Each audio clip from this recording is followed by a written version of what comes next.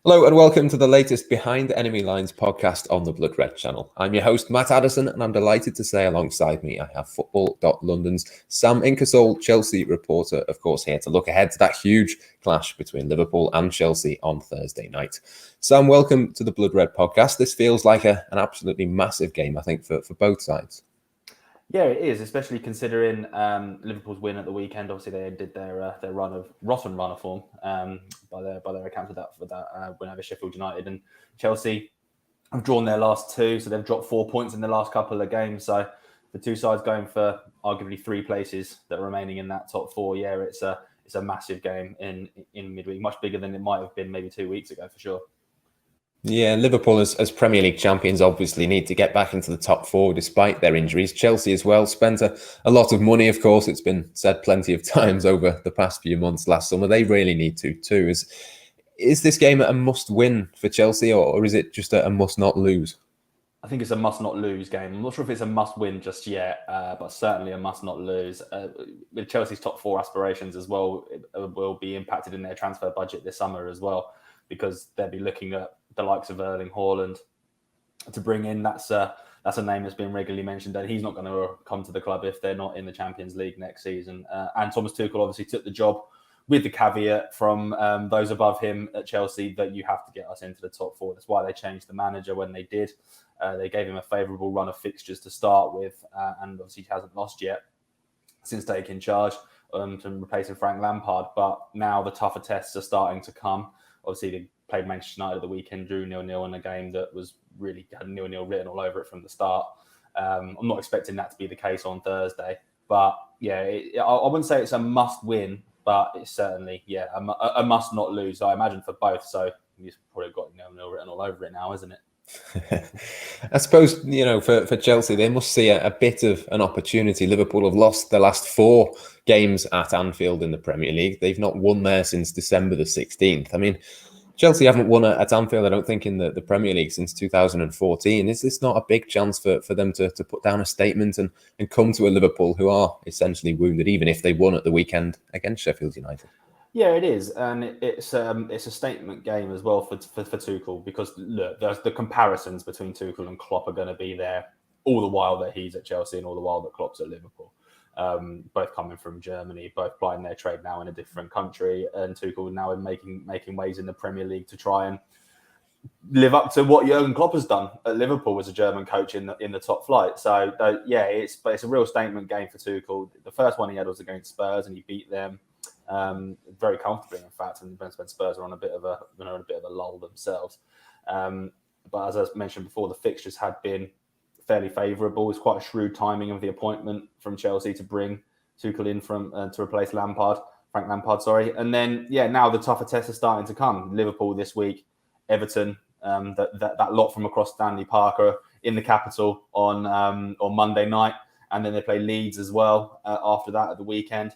It's a real tough run of games that's going to define Chelsea's top 4 aspirations this season and really show us how much they've improved or not since Tuchel arrived and replaced Lampard, because he was brought in to get them into the top 4. It's why they changed the manager. So now it's a real chance for him to show exactly why, and beating Liverpool at Anfield, which doesn't have the fear factor. I think that's been pretty clear without supporters there this season. At the back end of last, is a real chance for him to put a stamp on the club, Tuchel, and prove to Marina Granovskaya, Roman Abramovich, that he was the right appointment for them to replace Frank Lampard. It's obviously very early days for Thomas Tuchel. He's not been in for that long, but what have you made of him so far? Has he made a decent impression? Has he come across in the right way? It can't be easy for him actually to come in and replace someone like Frank Lampard in a way. Yeah, absolutely. He's a very engaging, very intelligent man. He's very analytical, very tactical. He's also a little bit too honest, maybe to a fault sometimes. He's not afraid to call his players out. We've seen that most recently with Tammy Abraham at the weekend, essentially saying that he needs to do more if he wants to play more minutes. And he comes across as a very amiable person, but if you get on the wrong side of him, then you'll know about it. But you can't. You look at the results. He's unbeaten in 9 games. Only 2 goals conceded in that time. One of them was an own goal by Antonio Rudiger at Sheffield United. Only Takumi Minamino is an opposition player who scored against Chelsea since Tuchel arrived. So arguably a Liverpool player has scored against Chelsea. So it's the results speak for themselves. He's got Chelsea from up to 9th into 4th, and then West Ham, who are having a really good season, have usurped them into that 4th spot. So the results are there. The performances, it depends who you talk to. Some people are thinking it's more just a case of just getting the results to get into the top 4. It's not the most aesthetically pleasing football. Chelsea are really struggling to create chances. They haven't scored more than 2 goals in a game yet. They haven't given anyone a shoe-in just yet. But they're not conceding goals. And if you don't concede goals and you only need to score 1, don't you? And then you win the game. So that's he switched tactics to a back 5, which has helped a lot. If you play 5 defenders, you shouldn't be conceding too many goals anyway, and they haven't. But yeah, there's just been a bit of a lack of goals, a lack of creating chances, a lack of precision in the final third, or the 20 metres as Tuchel likes to call it. That's where Chelsea, if there has been an area that they've been struggling, I say struggling, it's not really a struggle, but it's where they've not been maybe performing as well as they have been defensively up the other end of the pitch. So yeah, he has made a good impression on some, not all. I think his style of football, possession based, lots of passing, lots of sideways passing, playing 5 defenders. It's not for everyone. It's not the most pleasing on the eye, but you can't complain with the results so far. Yeah, there's been a sort of narrative that he's had a fairly easy start, I think, at Chelsea. But looking at the games, I mean, he started obviously with a goalless draw against Wolves. He then beat Burnley, Tottenham, Sheffield United, Barnsley and Newcastle. And okay, they're not maybe the most difficult. But then there's a Southampton game, an Atletico Madrid win in the Champions League, I think was really, really impressive. And Manchester United as well. I mean, as you said before, it wasn't the most impressive game in the world. But I think Manchester United is probably the closest sort of game that we'll see to Liverpool against Chelsea. Is there anything we can learn from last weekend's game? And what did you make of the approach that Tuchel took in that one? I mean, the Southampton game was obviously as well. They're on a really bad run of form. I think they'd lost 6 straight before Chelsea arrived as well. So you could arguably say on paper that was a relatively easier, in inverted commas, fixture for them to play, but obviously didn't turn out that way. United, it was a complete midfield battle. It was just congested in that midfield area. What Chelsea did do really well was completely shackle Bruno Fernandes. He just had absolutely nothing.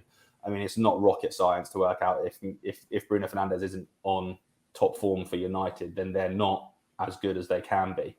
But then again, you have to remember this is a side that still hasn't lost away in the Premier League all season in United.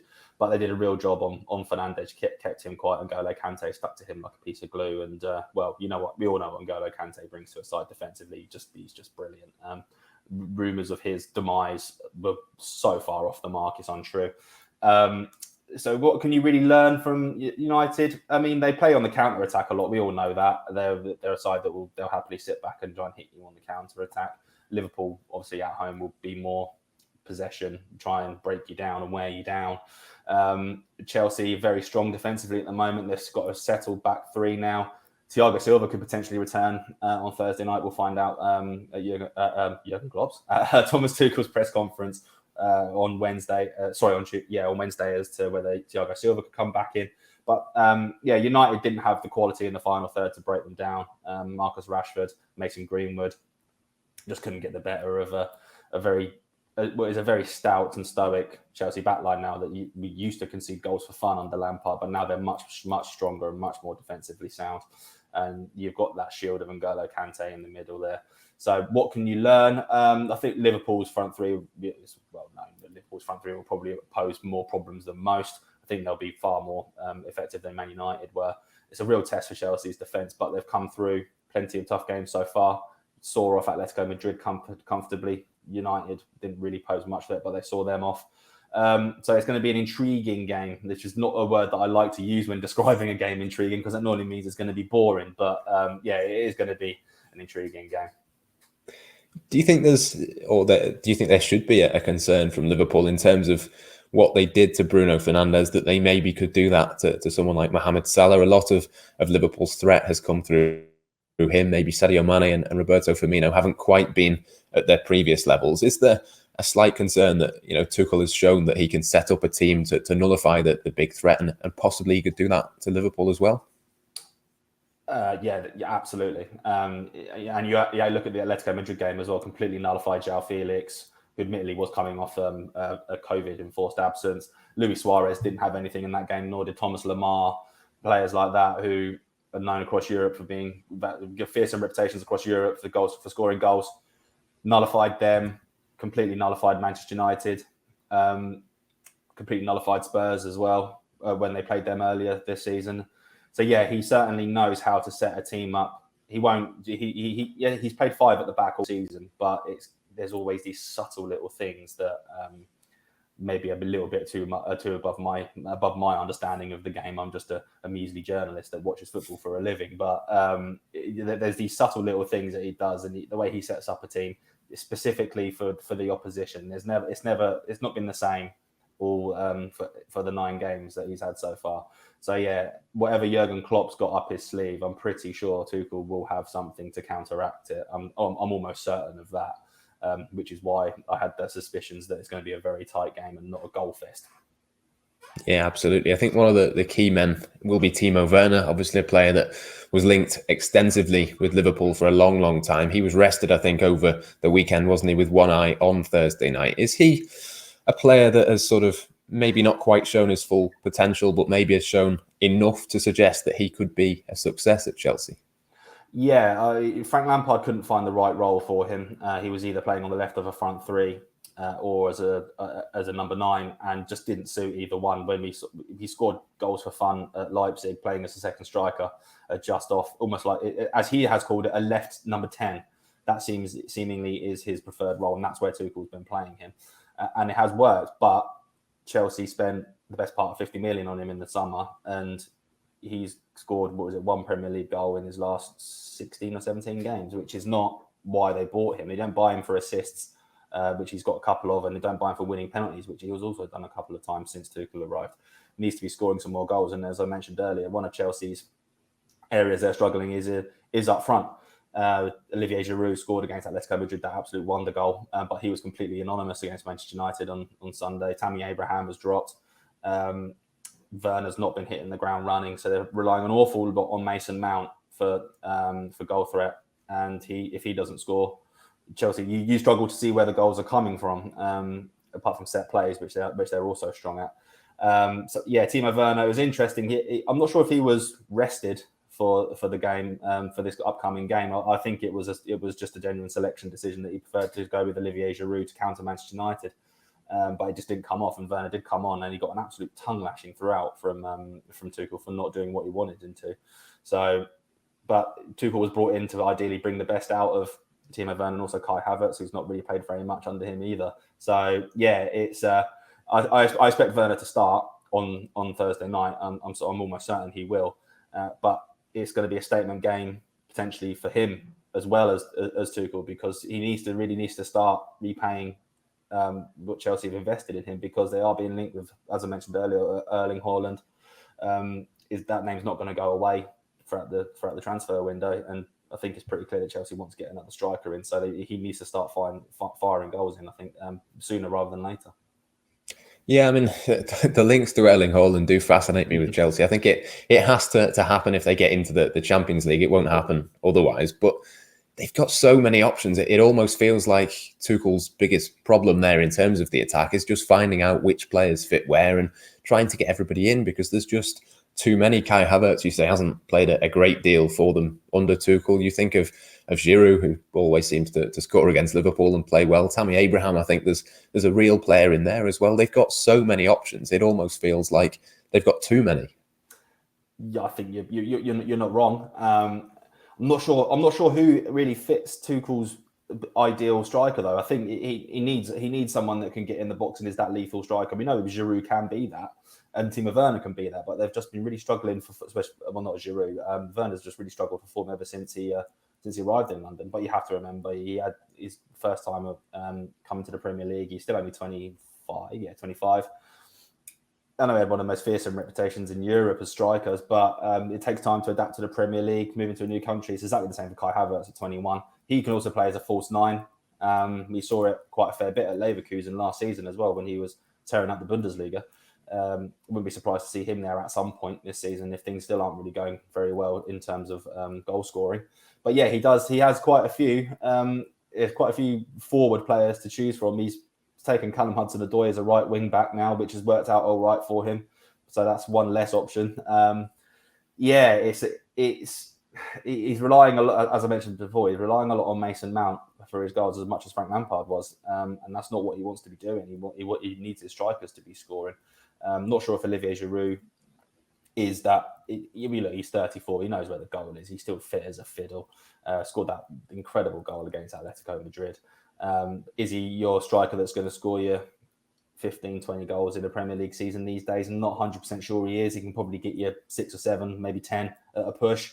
You would have thought Tammy Abraham should be the one that's thriving, but he's seemingly Tuchel's not been too happy with his performances when he's come on. He's hauled him off at half-time twice since taking over when he's handed him a start. So yeah, it's too many cooks. I think you're absolutely right. He's got too many cooks boiling the broth up front, and well, he's paid to find a solution for it. And I think it will be Werner and probably Giroud on Thursday night to carry that goal threat at Anfield.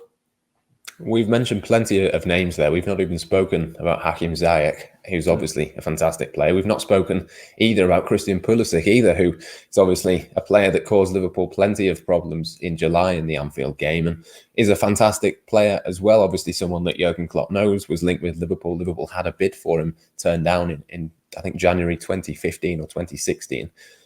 He seems like a real top player as well, but he's another one that just isn't quite working for Chelsea at the moment. Is there a sort of frustration on his part or Kai Havertz as well, that they're not maybe getting the chances? They're not obviously performing when they do get those opportunities because they're not being put in the team again.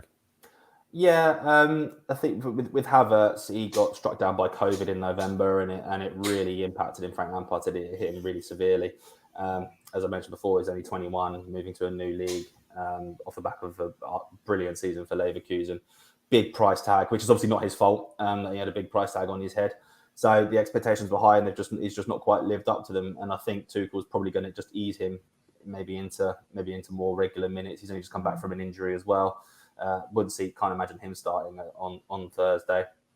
Pulisic is an interesting one because obviously he worked with Tuchel at Dortmund, and he played him almost as a false 9 off the bench against United when it clearly wasn't working with Olivier Giroud up front, and it just didn't work. Pulisic is not a false 9. He needs to be on one of the wings or as a central 10. So it's I think we expected more minutes for Pulisic, who also has suffered injury problems throughout this season as well. Best run of games he had was after lockdown number 1, when he was huge to get Chelsea into the top 4 last season, but it just hasn't kicked on since then. Struggled with injuries and loss of form. Hakim Ziyech, another one. Again, he was rushed back from injury from Frank Lampard, and it really affected him quite badly, I think. And he's been underperforming the last couple of games that he's played. He struggled against Barnsley in the FA Cup. It was a surprise starter on Sunday against United, and had a really poor game, to be fair. He gave the ball away far too often.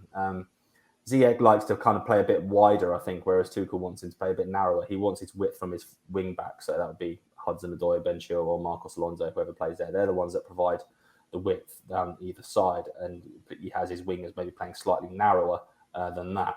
Pulisic and Ziyech as well kind of are more like to hug the touchline, don't they, and cut inside as their inverted wingers. And it's just not really a system that Tuchel's played so far. So that's the obvious reason as to why they've struggled for minutes. But he certainly has them on the bench, and if you can bring them off the bench, they've got so many game changers on that bench with such a strong squad that they have, that if things aren't going well, then they can bring them on to try and make the difference. And that's what I imagine will probably try and be the case on Thursday. Yeah, absolutely. Plenty of options. Certainly something Liverpool can only dream of at this moment in time. Yeah. I wanted to ask you about Callum Hudson-Odoi as well. He seems to have had a mixed time of it under Tuchel so far. Seems to be on and off the pitch a fair little bit there. I think he's been substituted as a substitute at least once, maybe twice. He was part, obviously, of the under-20s group that won the World Cup with England, with Ryan Brewster and a few players like that. He was linked with Bayern Munich. He was linked with Liverpool at times, but he just doesn't seem to have been able to kick on since that point, and now seems to be sort of reinventing himself as a right wing back. He's a huge talent, but is he another one of those players really at Chelsea where there's just so many options? It's almost very, very difficult for a young player to get a run in the side and establish himself. Tuchel, obviously, you mentioned he took him off after half an hour of coming on against Southampton when he wasn't following instructions. But I think actually that Hudson-Odoi has probably been one of the big beneficiaries of Tuchel's introduction, because he's got far more minutes than he would have done had Lampard remained in the job. He's reinvented himself as a right wing back, and he's actually done pretty well. I don't think he actually gets quite a bit more attacking freedom to do that side of the ball rather than the defensive work, because he's got Cesar Azpilicueta alongside him, who's 400 Premier League appearances, also 400 appearances for Chelsea. Just knows what he's doing. He's been there for years, so he's given that run down the right hand side to be able to go and get the width, which is, as I said before, which is what Tuchel wants to do, is get width from his fullbacks. Putting the great cross at the weekend that Giroud should have scored from to give Chelsea the lead at United. So it's an interesting time for Hudson-Odoi, but he took him off against Southampton, but then started him against Atletico Madrid and started him against Manchester United. He's got Reece James for competition. Reece James is better defensively than Hudson-Odoi is, but Hudson-Odoi is a better attacking option. So, as I say, Tuchel always has a plan. He won't keep the same team. I don't think he's named an underage side yet. I don't think so. For Hudson-Odoi, he does need to kick on. He does need to kick on again, because he burst onto the scene, got his senior England caps as well, and then has just kind of regressed a little bit under Lampard. But he is certainly benefiting from Tuchel arriving, and I'm expecting him to play a big part between now and the end of the season. Whether it's as a right wing back or as a winger, we don't know. But I suspect he'll be the first choice right wing back for the remainder of the season. Yeah, certainly one of a few players who's got a hell of a lot of talent for Chelsea. Just a case of finding a way to fit them all in. I think that just about brings us to the end of the podcast. Thank you very much for joining me, Sam. Just before we do finish, I'm going to ask you for a quick score prediction. I think it'll be tight. I think there'll be a couple of goals. I think Liverpool might win just by a goal, maybe 2-1. But what do you think? I was going to back. I did back the 0-0 on Sunday, but I'm not sure if I can do that again. I think it will be a draw, though. I reckon it's going to be tight with a couple of goals. Yeah, I'm going to go 1-1. Yeah, certainly. Well, we will see what happens. You can follow it, of course, across the Liverpool Echo and Blood Red, including the debrief at full time and then the post-game podcast with all of our regular contributors shortly after that. For now, though, thank you for listening. Thank you for watching. Enjoy the rest of the build-up to the game, and goodbye for now.